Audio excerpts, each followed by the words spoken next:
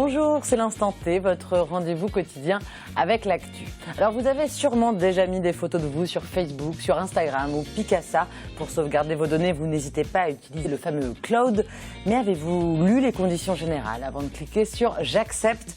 Et oui, aujourd'hui il est difficile de maîtriser les informations personnelles que l'on met chaque jour en ligne. Il est grand temps de se dégoogliser et notre invité du jour va nous livrer quelques clés pour y arriver.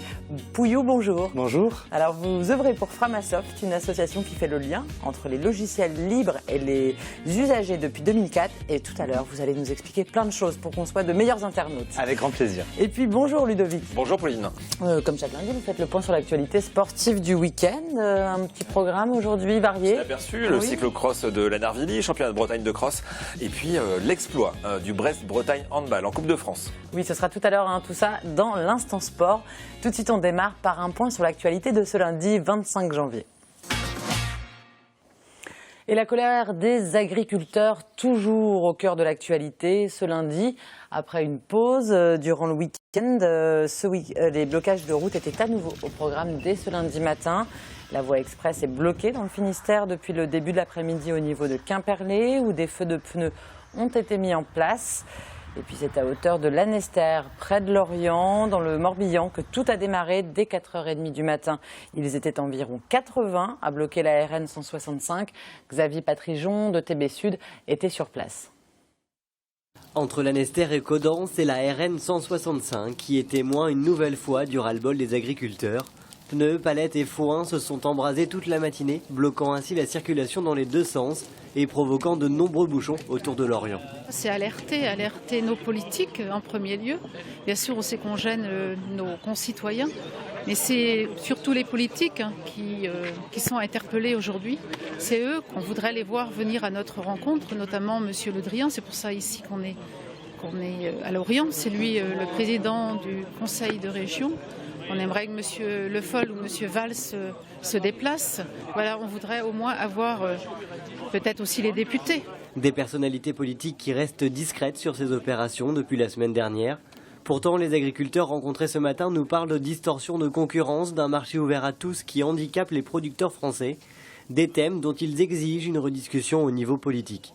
On veut un étiquetage, on veut aussi demander une meilleure répartition des marges, du producteur jusqu'au consommateur, en passant par le distributeur et par nos transformateurs, et on veut l'aide des politiques pour ça. Tout le monde est dans le même bateau aujourd'hui, tous les marchés sont engorgés, et voilà, le moral est au plus bas dans toutes les exploitations. Depuis cet été, la question du prix d'achat du produit était déjà au cœur des rassemblements. Par exemple, dans le port, nos coûts de production aujourd'hui sont de l'ordre d'1,40 €, 1,45 €. On est payé 1,08 € prix de base et donc ça nous couvre, c'est loin de couvrir nos coûts de production et on est tous un peu au bout du rouleau. Sur notre exploitation, les projets ont été étudiés, ça a été accompagné par les banques, mais c'est vrai que jamais on n'aurait imaginé un prix du lait comme au mois de janvier qui avoisine les 270 €. Dans aucune étude, on l'aurait présenté, aucun banquier nous aurait suivis. Et pourtant, c'est ce qu'on vit chaque jour. Et là, on peut plus, on ne tiendra pas. On ne parle même pas de rémunération, on parle que du coût de revient. Après, c'est vrai que d'une exploitation à l'autre, c'est différent, suivant si on est jeune installé, si on a beaucoup à amortir ou pas. Les forces de l'ordre ont échangé à plusieurs reprises avec les manifestants pour convenir d'une évacuation à 14 h. Les agriculteurs prévoyaient ensuite d'aller vers Quimperlé, puis du côté d'Auray, pour installer de nouveaux blocus. De toute façon, on ne lâchera pas. On ne veut pas lâcher parce que, quelque part, c'est la manif de la dernière chance. On a été à Paris cet été, on ne sait pas où il faut y aller, Donc on reste sur place, mais on reste motivé et mobilisé. En milieu de matinée se tenait également un conseil des différentes FDSEA bretonnes à Rennes pour décider de la suite de cette mobilisation. Et à noter aussi 2 blocages dans les Côtes d'Armor ce lundi. Le premier à Rostrenin sur la RN 164 et le second à Plouisy où la RN 12 est ouverte sur une seule voie. Et puis, sans réponse du gouvernement, les agriculteurs promettent une journée noire sur les routes bretonnes. Ce sera mercredi. Ils étaient 15 000 places de la Liberté à Brest ce dimanche. Le collectif Vent debout pour l'emploi a réuni des salariés et des sympathisants du Crédit Mutuel Arkea. Objectif, montrer l'attachement des Bretons à leur banque et demander au gouvernement d'arbitrer le conflit qui oppose le CMB avec la Fédération nationale. Les explications de Frédéric Lorenzon. Salariés, élus ou sympathisants, ils étaient 15 000 à manifester à Brest pour le maintien des emplois du CMB en Bretagne et dans le Finistère en particulier. La crainte, le rattachement du CMB Arkea à la fédération CM11-CIC dont le siège est à Strasbourg. Lorsque le Crédit Mutuel a récupéré les précédentes fédérations, les sièges ont été fermés et donc les personnes ont dû soit changer d'emploi, soit partir dans d'autres régions. Pour préserver l'indépendance de nos emplois et rester dans le Finistère, travailler dans le Finistère et travailler pour le Finistère aussi et la Bretagne. Dans toutes les familles, il y a toujours quelqu'un qui soit ou administrateur ou salarié du Crédit Mutuel. La semaine dernière, la justice a tranché. Le rattachement ne peut se faire qu'avec l'accord du CMB Arkea. Malgré tout, le Petit Poucet et ses 9000 salariés craignent d'être engloutis par l'ogre CIC et ses 66 000 salariés. Maintenant, la réforme, on sait qu'elle ne pourra pas se faire sans notre accord, c'est quand même la moindre des choses. Donc c'est vraiment au gouvernement d'ouvrir les yeux sur l'aspect emploi de cet enjeu qui était insuffisamment mis en avant jusqu'à présent et que le gouvernement se rende compte qu'on ne peut pas mettre 4000 emplois directs et indirects à risque pour une réforme qui est absurde parce que le Crédit Mutuel Arkea va très bien, il ne s'est jamais aussi bien porté, il est solide. La Banque centrale européenne impose une réforme des statuts de la Confédération des crédits mutuels. L'avenir des entités passe donc par l'intervention politique. Les élus, justement, s'étaient mobilisés de droite comme de gauche. La décision importante, c'est celle du tribunal de grande instance de Paris qui a quand même clarifié un peu les choses au plan juridique. Mais il reste, comme au rugby, à transformer l'essai, à la fois au plan juridique et au plan politique. C'est ce que nous allons nous employer à faire dans les jours qui viennent. C'est désormais Bercy qui devra arbitrer les négociations. Reste à attendre l'issue des procédures judiciaires entre CMB Arkea et CM11-CIC. La justice doit se prononcer sur la concurrence déloyale et le conflit d'intérêts entre les deux banques, autrefois amies, désormais concurrentes. Croissants, pain au chocolat, brioche au lait. 3 apprentis du lycée des métiers Saint-Joseph à Concarneau s'entraînent dur pour la Coupe des écoles, un concours national de pâtisserie. Dans 15 jours à Paris, ils défendront le titre gagné il y a 2 ans par leur lycée. Et pour remporter l'épreuve, ils doivent enchaîner les bons gestes pendant 6 heures. Frédéric Lorenzon les a rencontrés. À l'heure où leurs camarades sont en week-end, Alicia, Emma et Victor s'entraînent dans la cuisine du lycée des métiers Saint-Joseph à Concarneau, au programme de la précision et de l'endurance. Là, je prépare le décor qui est demandé en boulangerie sur le thème du cirque. C'est que de la minutie. Et 6 heures au total pour tout faire. Pendant 6 heures, j'aurai de la viennoiserie, donc ce qui est basique, pain au chocolat, croissant et des escargots revisités. Donc, et après, on part sur de la brioche et du pain en lait. C'est gérer le temps surtout qui est le plus compliqué. Emma à la pâtisserie, Victor à la boulangerie, Alicia à la viennoiserie. Dans 15 jours à Paris, l'équipe tentera de conserver la Coupe des écoles gagnée par l'établissement en 2014.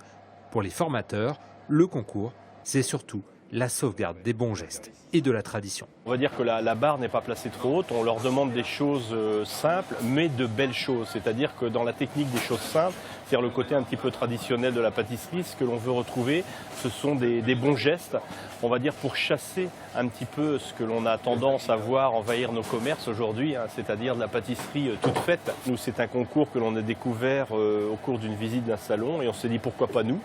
On s'y était inscrit en 2014 et puis ma foi, la première marche du podium était pour nous.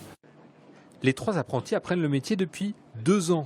Être sélectionnés par leur lycée et participer au concours, c'est déjà une reconnaissance. J'ai toujours eu l'âme assez compétitrice, donc j'ai toujours aimé faire ça, donc c'était un but. Ça donne de la pratique en plus et c'est que bénéfique. Je souhaite participer parce que je pense que c'est une belle aventure et ça peut être que du bonus.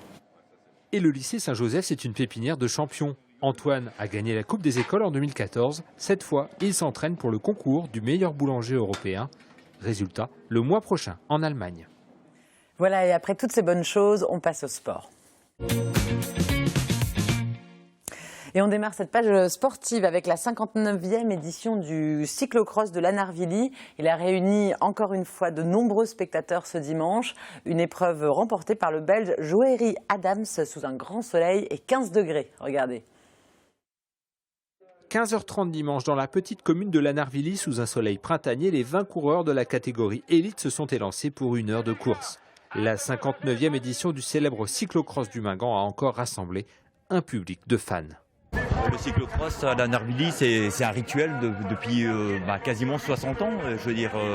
Et c'est vraiment une kermesse, je dirais. Et puis au niveau sportif, il y a de la qualité de nombreux coureurs qui ont été champions de France, champions même du monde. On vient tous les ans parce qu'on n'est pas très loin. Et puis on aime bien parce que en même temps que de profiter des coureurs, on profite de la campagne et du beau site de Lanarvilly. La force qu'ils ont de résister au niveau de la course, de la boue, de tout. C'est un spectacle magnifique. Au terme d'une heure de course, c'est le Belge Joeri Adams qui s'impose devant le nordiste John Gadret, un habitué du circuit. Je veux dire, je fais deuxième. Je veux dire, non, je suis content. Puis bon, c'est un Belge qui marche bien aussi, donc non, je suis pas déçu du tout. C'est un circuit que je connais depuis 96, donc j'étais tout jeune, j'étais junior 1, donc puis en plus avec un temps magnifique, un super public, beaucoup de public comme d'habitude en Bretagne. Donc non, c'était une belle journée de sport. Le jour passé, j'ai roulé une course dans les Pays-Bas. Et cette nuit, nous avons un voyage long, 2000 km pour cette course. À l'heure de la remise des prix, le créateur Jo Le Hir monte au créneau pour remercier le public. Et félicitations au public, c'est grâce à vous qu'on peut continuer. L'année prochaine, pour ses 60 ans, Lanarvilly espère bien accueillir le championnat de France, voire une étape de la Coupe du Monde. Et puis ce week-end, l'événement, c'était aussi l'exploit des filles du Brest-Bretagne Handball. C'était ce samedi à l'Arena, Ludovic. C'est en effet la grosse sensation du week-end, Pauline. Le Brest-Bretagne Handball qui s'est imposé face aux champions de France en titre, Fleury-les-Aubrais, dans ce 8e de finale de la Coupe de France. Un match plein de la part des Brestoises qui ont mené de la première à la dernière minute et une rencontre disputée dans une ambiance survoltée. 3000 spectateurs debout à la fin du match pour saluer la performance des joueuses de Laurent Bezeau qui se qualifient donc pour les quarts de finale et qui auront la chance de recevoir à nouveau l'équipe de Plantecuq. Ça sera début février. Plantecuq, ça se trouve dans les Bouches-du-Rhône. Voilà. Et c'est un adversaire de niveau inférieur, donc un tirage a priori favorable pour les Brestoises. Cette Coupe de France dont la finale aura lieu à Bercy à la fin du mois de mai constitue désormais un nouvel objectif pour le BBH qui vise également le titre de champion de France de D2. Superbe exploit du BBH. Vous le voyez, Laurent Bezeau a failli en perdre son polo. Voilà.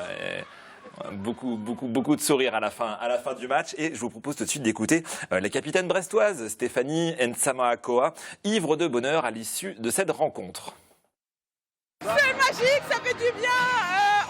C'était dur. C'était vraiment dur, on a tout donné. Le fait de gagner, c'est trop bien. Maintenant, il faut qu'on aille jusqu'au bout. On peut pas, faut pas qu'on craque, faut qu'on tienne. La Coupe de France, c'est tellement magique. On va aller à Bercy.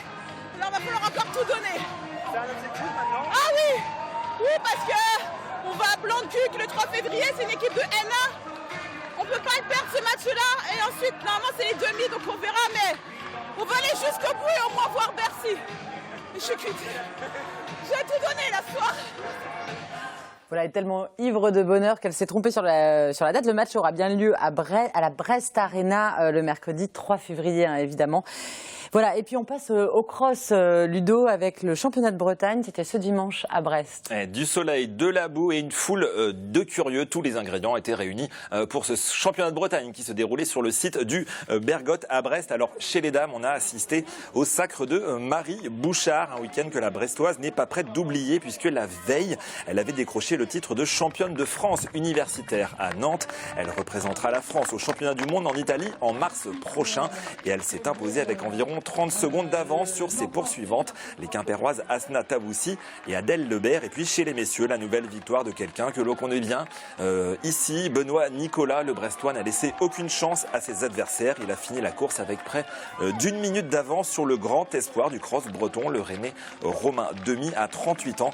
Il décroche son 9e titre de champion de Bretagne, mais il a quand même été épuisé à la fin de cette course. Il a fallu de longues minutes avant de récupérer tout de suite. La réaction des deux grands vainqueurs du jour.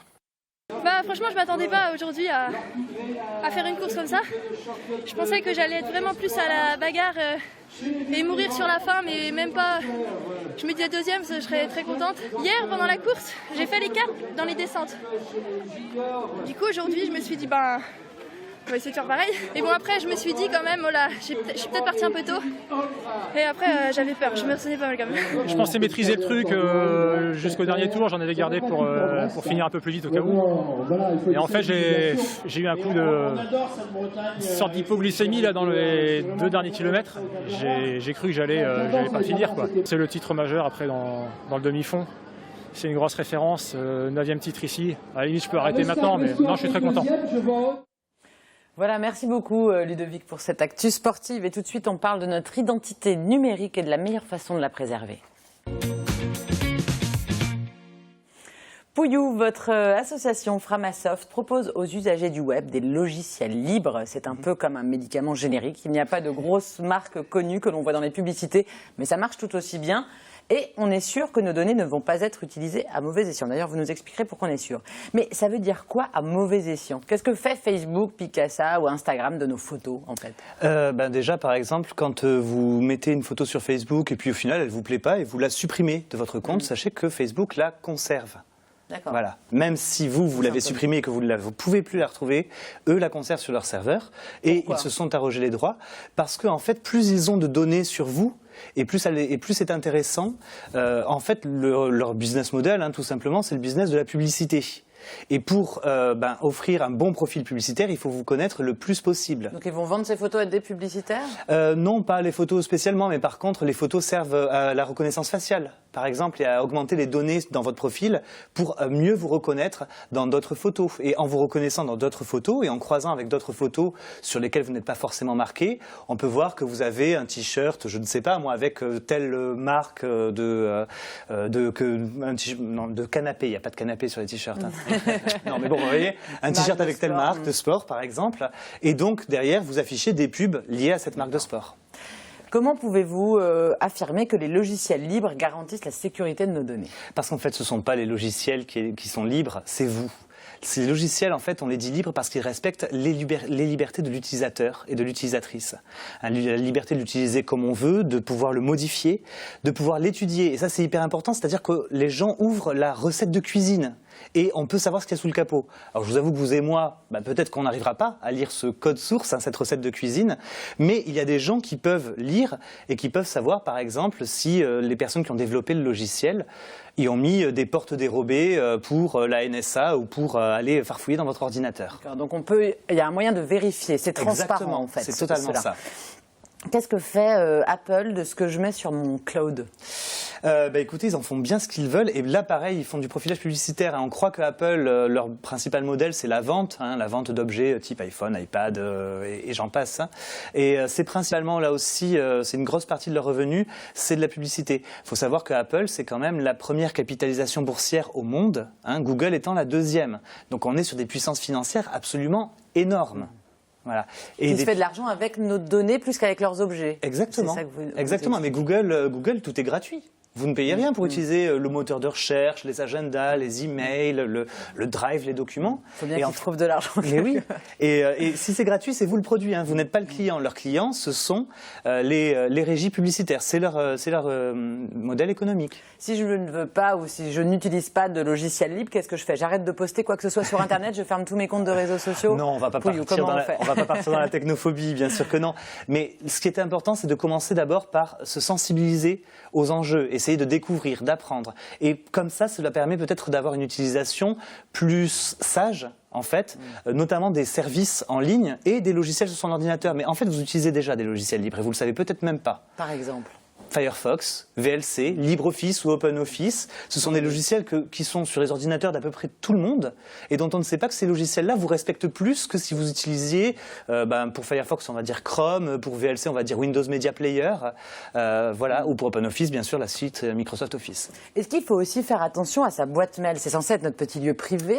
Est-ce que ça aussi c'est observé? Est-ce que là aussi nos données sont archivées, vendues? Bien sûr, dans les conditions générales d'utilisation de Google, de Gmail, pardon, il est clairement marqué que vos emails seront scannés, donc ils seront lus par les robots de Google à des fins publicitaires. C'est clairement assumé. C'est aussi le cas dans le cloud de Apple ou sur les emails de Microsoft, Outlook.com. Voilà. Et à la limite, si j'échange avec ma mère, que je lui dis que j'ai envie de m'acheter une nouvelle voiture, que je vois une pub pour de la voiture dans mon Gmail, c'est peut-être un peu innocent. Et encore. C'est déjà visé. Mais par contre, si à un moment donné, j'échange avec ma mère sur le fait que je dois faire une chimiothérapie et qu'on me met une pub pour un marabout ou un pseudo-remède miracle, ça devient dangereux. On est d'accord. L'Assemblée nationale a voté une mesure phare la semaine dernière, celle du droit à l'oubli pour les mineurs. Ces derniers pourront donc effacer des données personnelles dans des délais très courts et sans justification. Par contre, quand on est adulte, Pouillou, comment reprendre le contrôle de son identité numérique lorsqu'on a déjà posté des tas de photos depuis des années sur les réseaux sociaux? Comment on fait pour effacer tout ça? C'est extrêmement difficile, puisque aujourd'hui, nous n'avons aucune maîtrise sur ces services en ligne. Donc c'est vrai on ne peut rien y faire. Non, on ne peut pas rien y faire. Il faut essayer d'aller supprimer. Il faut aller supprimer, utiliser bien sûr les paramétrages de sécurité et de confidentialité qui sont souvent très très cachés dans ces sites-là parce qu'ils ne veulent pas que vous les utilisiez.